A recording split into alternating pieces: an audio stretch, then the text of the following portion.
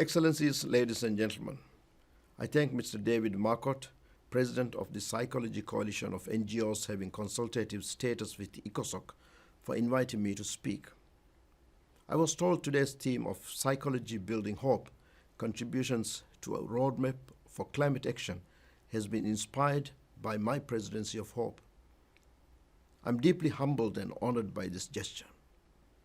I was once asked what success would mean for my Presidency of Hope. My response was this: if I could imbue hope anywhere, in any small way, that to me is success. I believe today's meeting has elevated this message of hope, and I'm deeply appreciative. When I chose the theme of hope, I did so with an understanding that hope constitutes a common denominator for all of humanity. Hope is a mediator. Hope is a solution. Hope is both aspiration and a tool to achieve aspirations.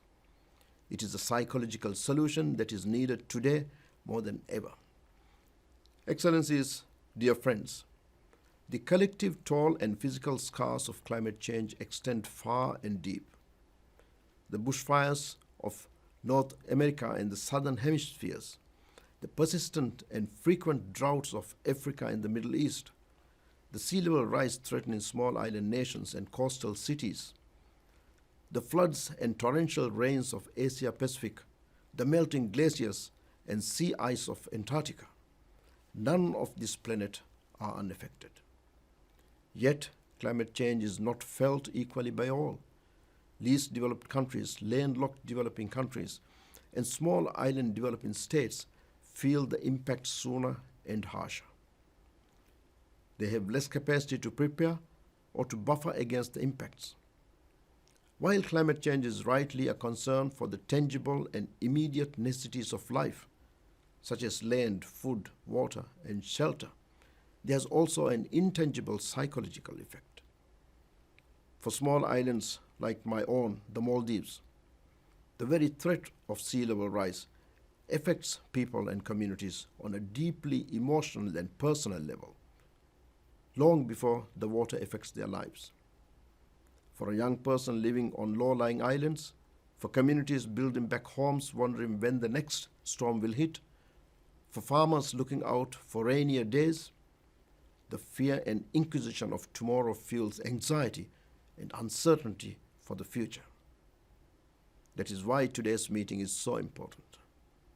Psychology as a roadmap to climate action considers the intangible, emotional, and mental context of climate change. Human perceptions, behaviors, and mental well-being are affected by climate change. And the alternative is also true. Our feelings, perceptions, and behaviors can help chart a way out of the climate crisis or lead us to inaction if we deem to challenge too insurmountable. Excellencies, dear friends, today's discussion is about these very linkages between psychology and climate action. It recognizes that a cynical, hopeless population will be disinterested and demotivated, unable to pursue the kind of transformational changes needed to address climate change. The world needs fundamental changes at every level and across all sectors and societies. And we have it within our reach to undertake these changes. All we need is the political will to make it happen. We must be hopeful that it is possible. We must be optimistic for the future.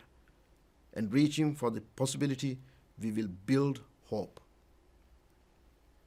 Excellencies, dear friends, recent developments have given me cause for hope. The adoption of a landmark resolution on human rights and climate change by the Human Rights Council. The resolution is a culmination of more than 15 years of advocacy led by several countries, including the Maldives. The appointment of a special rapporteur on the promotion and protection of human rights in the context of climate change. The adoption of the landmark UNIA resolution, End Plastic Pollution, towards a legally binding instrument by 2024. Likewise, the outcomes of COP26, while far from ideal, also provided steps in the right direction. This includes the decision to phase down fossil fuels and deforestation. It is my intention to help build on this. In July, I will convene a Moment for Nature event, which I hope will serve as yet another opportunity to inspire hope amongst our citizens. This event will allow for an opportunity for member states and stakeholders to share strategies and bridge gaps on nature and climate action. I look forward to Coalition's contribution at these upcoming events and again welcome your commitment to tackling the psychological impacts of climate change and your messages of hope. I thank you.